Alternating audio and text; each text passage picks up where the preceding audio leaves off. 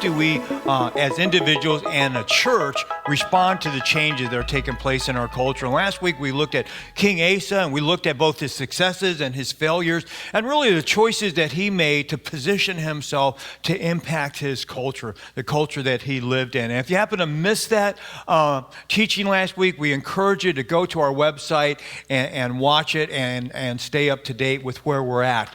And you know what? We are way overdue for a blonde joke. Are you guys ready for a blonde joke? All right.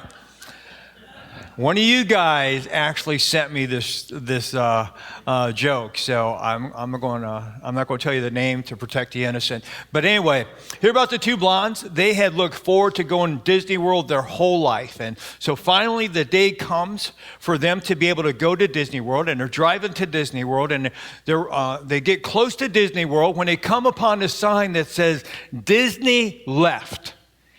They began to frantically cry, and they turned around and went home. Think about that.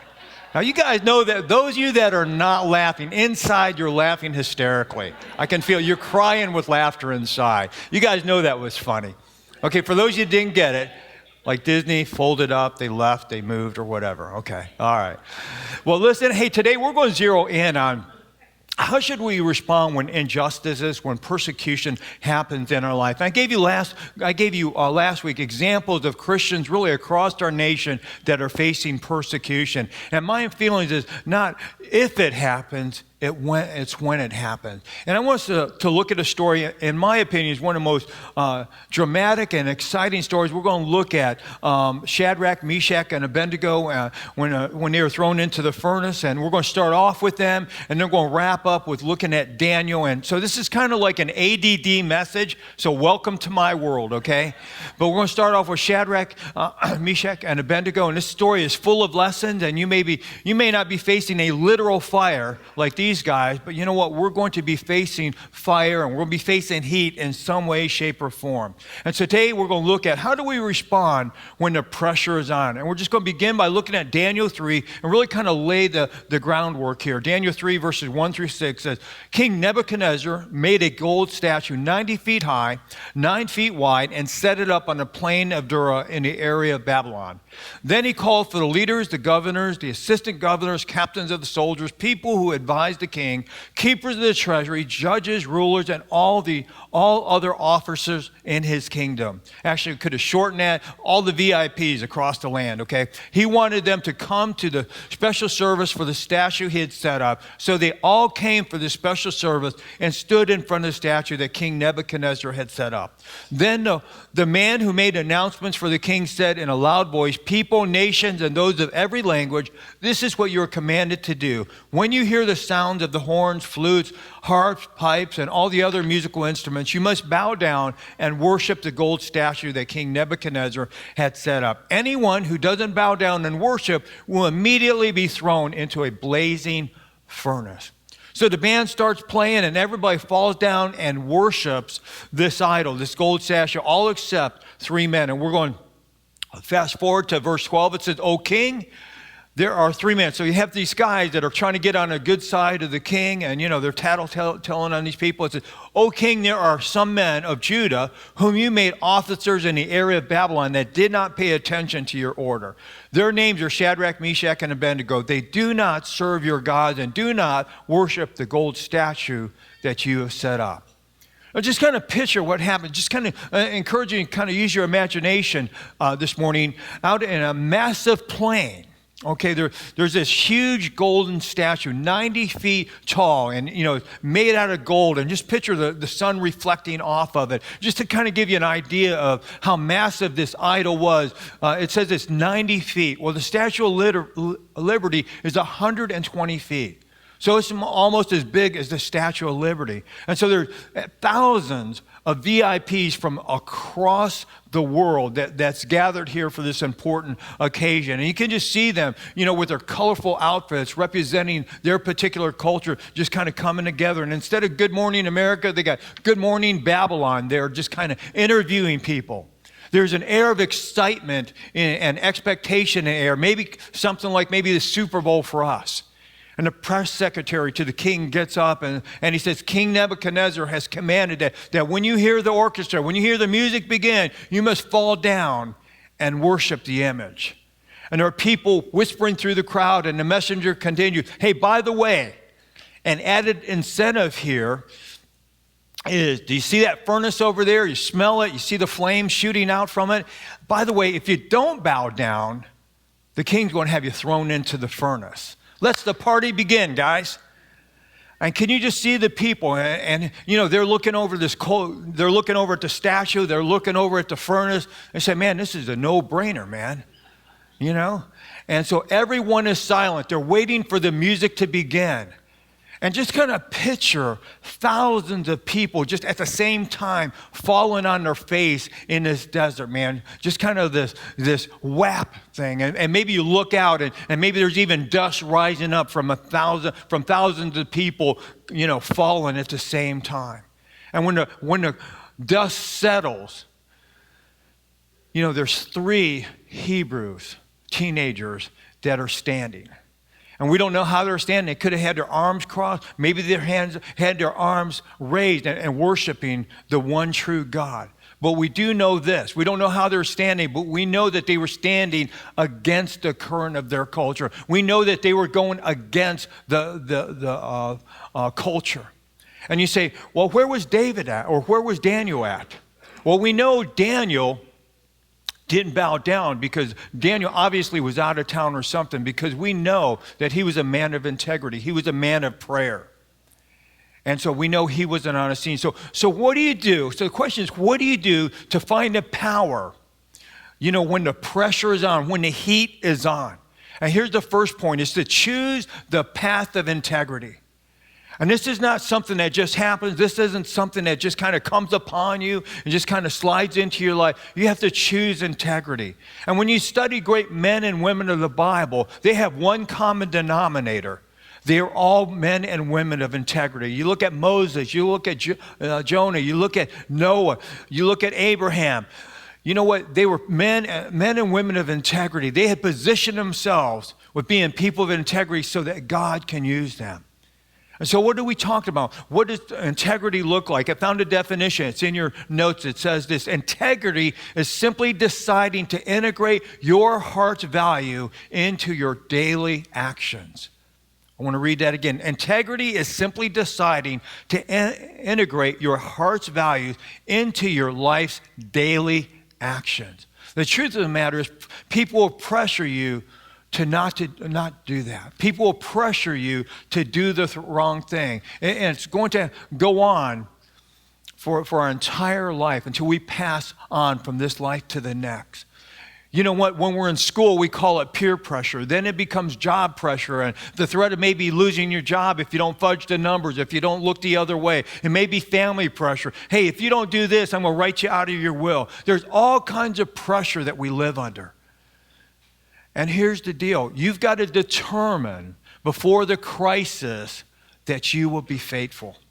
I can't stress this enough. If you don't get anything else out of this message, again, you must determine before the crisis that you're going to be faithful. You've got to already make that decision in your life that you're going to honor God in this particular area. You're going to honor God, with your life. And for those of us that are parents, if you're here, you're a teenager, it's very important. You make a commitment ahead of time. We need to be instilling this in our grandkids, in our kids, that they need to be committed ahead of time to stay sexually pure until marriage. Because if they don't have that sorted out and they wait till they're making out in the backseat of a car, guess what? They lose.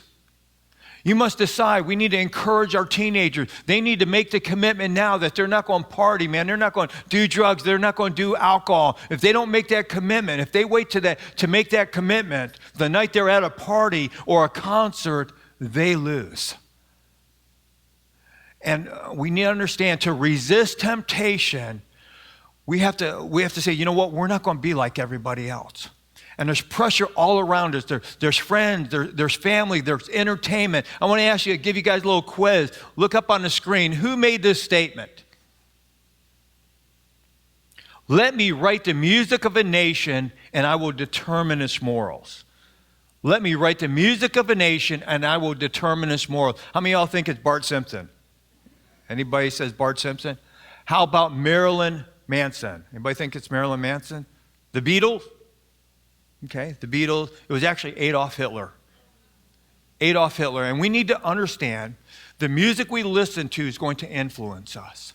The movies we're going to watch is going to influence us. The TV shows we're watching is going to influence us. They all have a message, and we just need to be aware of that. We need to be alert to that. So how did these three friends feel, man, when everybody else was going this direction and they were going the opposite direction?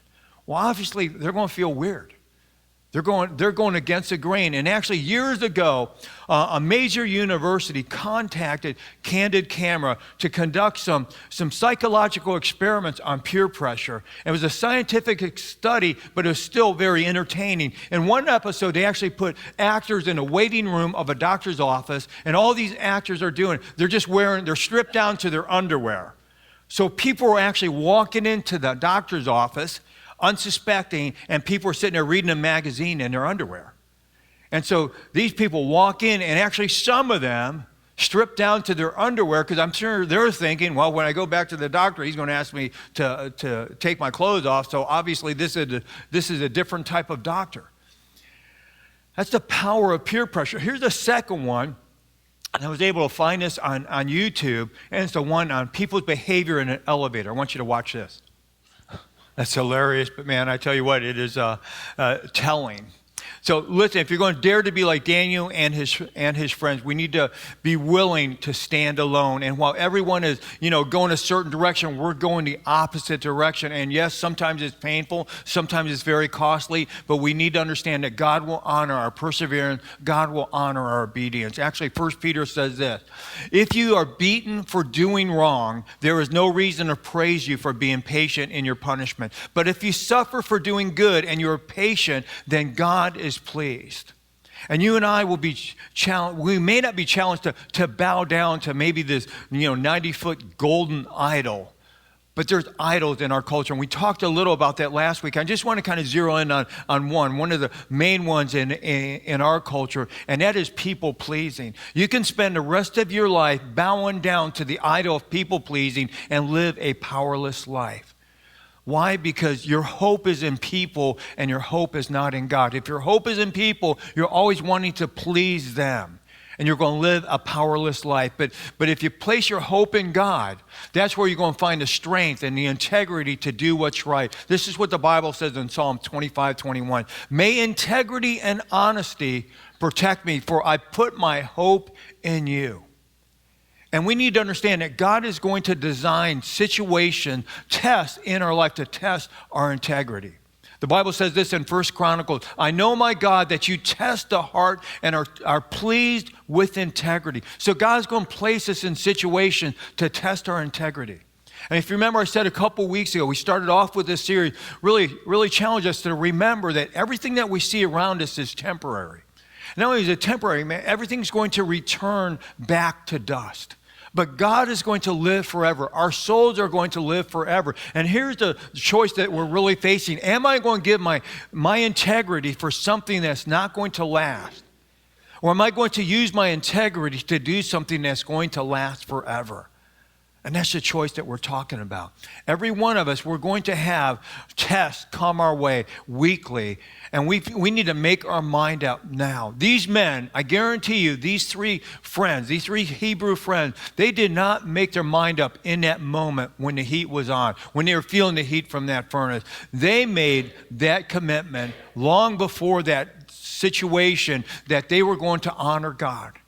They were going to put God number one in their life. And maybe you have an area right now that maybe the Holy Spirit is speaking to you, that you're kind of convicted. This is an area that you haven't really sold out 100% to God. I want to encourage you today, choose the path of integrity in that area today. Here's the second thing. Choose the path of faith.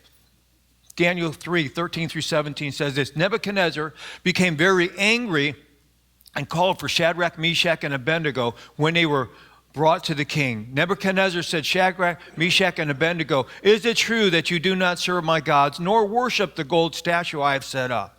In a moment, you will again hear the sounds of horns, flutes, lyres, zithers, harps, pipes, and all the other musical instruments. If you bow down and worship the statue I made, that will be good. In other words, he's given them a second chance.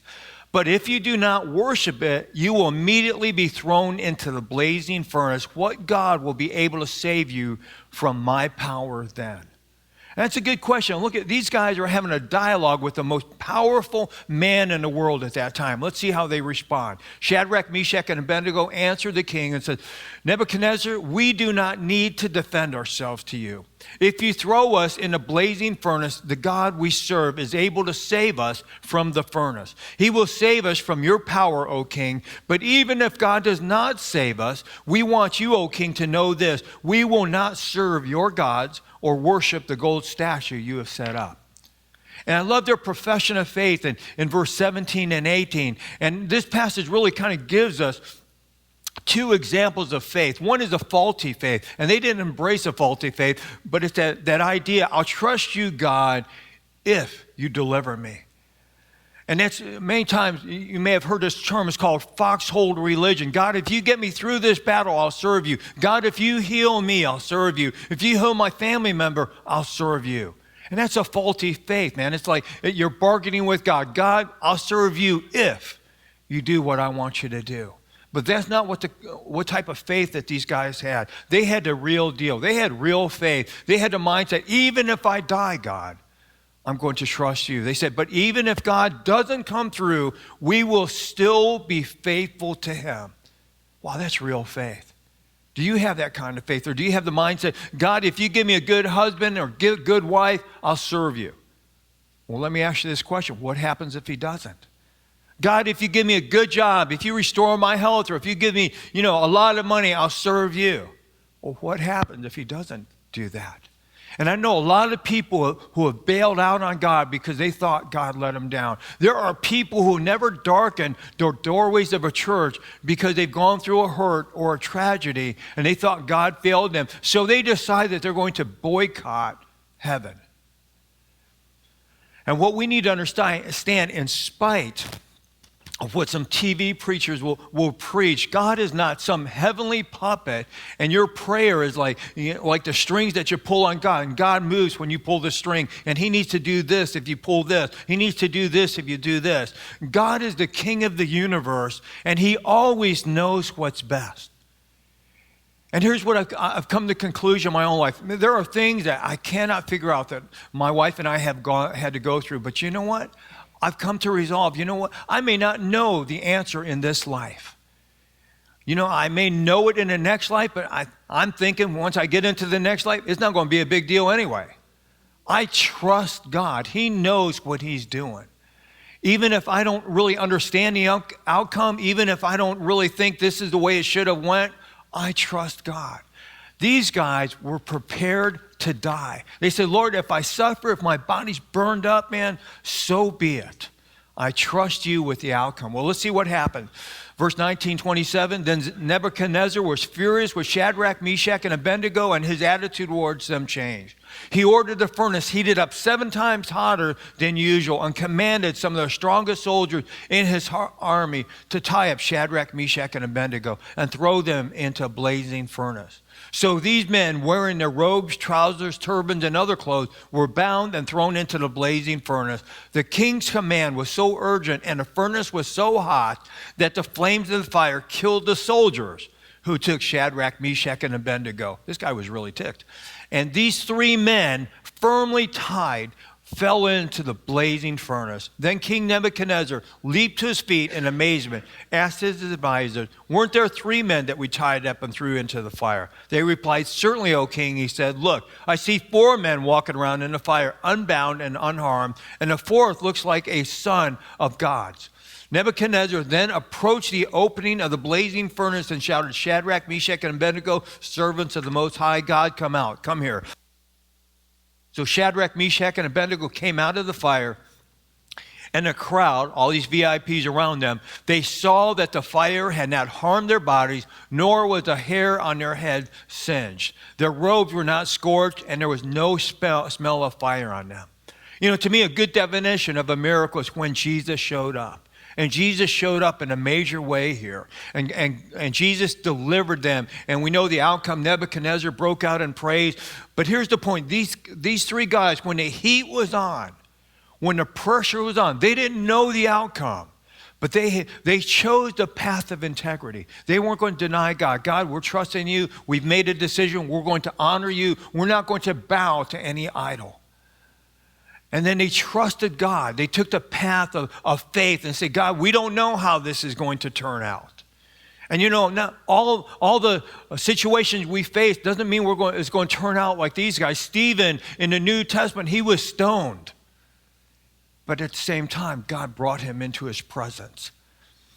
But we need to trust God. And so here's the third thing I want us to look at. We're going to shift to Daniel. Daniel had his own set of trials and intense trials and tribulation. And the third point is, when you're under pressure, choose the path of prayer.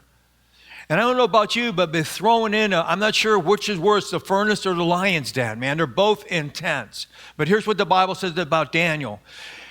Daniel 6, 20 and 22. As he came near the den, he was worried. He called out to Daniel, Daniel, servant of the living God, has your God that you always worship been able to save you from the lions? Daniel answered, O king, live forever. My God sent his angels to close the lion's mouth. They have not hurt me because my God knows I am innocent.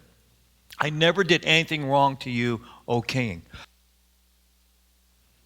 To pray if you're thrown in a lion's den, it seems like it'd be pretty obvious to pray. But sometimes the most obvious thing to do is not something that we always do. And sometimes when we face a scary situation, maybe a health situation, a relationship situation, a job situation, many times we run in every direction except the direction of prayer because we're trying to figure it out. We're trying to fix it. We're trying to make something happen. Well, how do you pray when you panicked?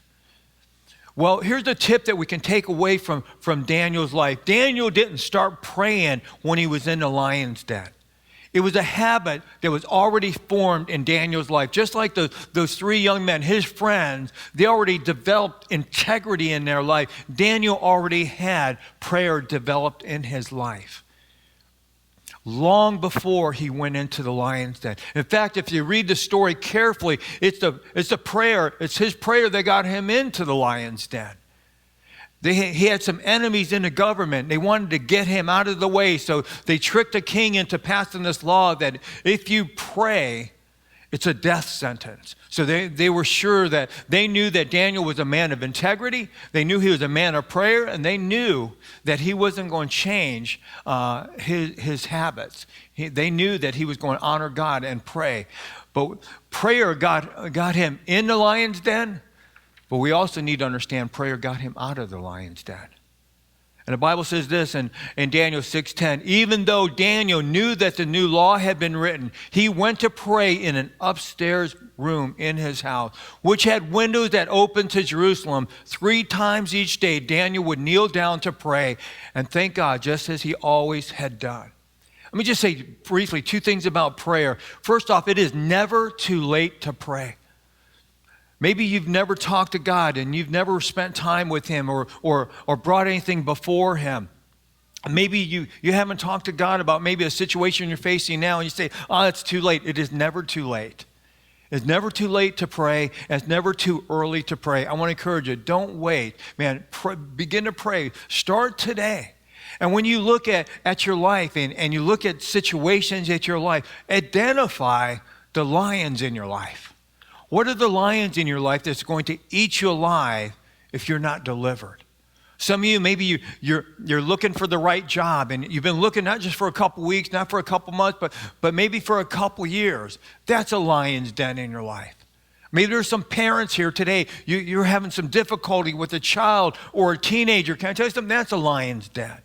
Maybe some of you are facing a temptation that you're having a hard time overcoming, and it just seems like you can't get the victory. That's a lion's den. And the question is, what are you going to do about the lions? Because if you're not delivered from them, they will eat you alive. They want to destroy your faith. They want to destroy your hope. They want to destroy your love for God. They want to destroy everything good in your life. And the Bible says this in 1 Peter 5:8, be self-controlled and alert. Your enemy, the devil, prowls around like a roaring lion looking for someone to devour. And Satan would love to use that hurt in your family to tear you apart. Satan would love to take maybe that persecution that's happening, maybe with your friends or at work, where you're going against the grain of culture. You're taking a stand for what is right. And all of a sudden, Satan wants to question, hey, you know what? Is it worth a relationship with God to put up with all this persecution and sarcasm around me?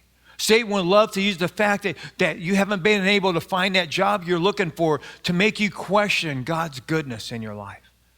Satan would love to tempt, to have you question God with that temptation maybe you're struggling with in your life. Does God really have the power, or does God really care about me overcoming this particular area in my life? But you and I can make a different choice. One of the keys of that different choice is begin to when you're in the lion's den, begin to pray. Talk to God about it. Notice it says be alert. 1 Peter tells us to be alert. Be aware of what's going on in your life. And that's really been the heartbeat. My heartbeat for this series is for us to be alert, for us to be aware of what's taking place in our culture. And sometimes we're not aware of the desperate situation you're in. Daniel was aware. I'm sure you would agree. He was aware of the desperate situation you're in. When you're in the lion's den, you got like two choices, pray or be eaten. I don't know about you, but I'm choosing prayer, okay? But you and I have all these situations, all these things that we could resort to. But I'm saying, I'm challenging you. Whatever you're facing right now, take it to God because he wants to hear from you. Just like I talked about last week, God wants to go to battle on your behalf. And when you're facing pressure, when the heat's on, I want to encourage you, choose the path of integrity. Don't bow down. Choose the path of faith. Trust God. Man, go to God with this simple childlike faith. Say, God, I don't know how this is going to turn out, but God, I trust you. God, I know you know what you're doing. And then you choose the path of prayer.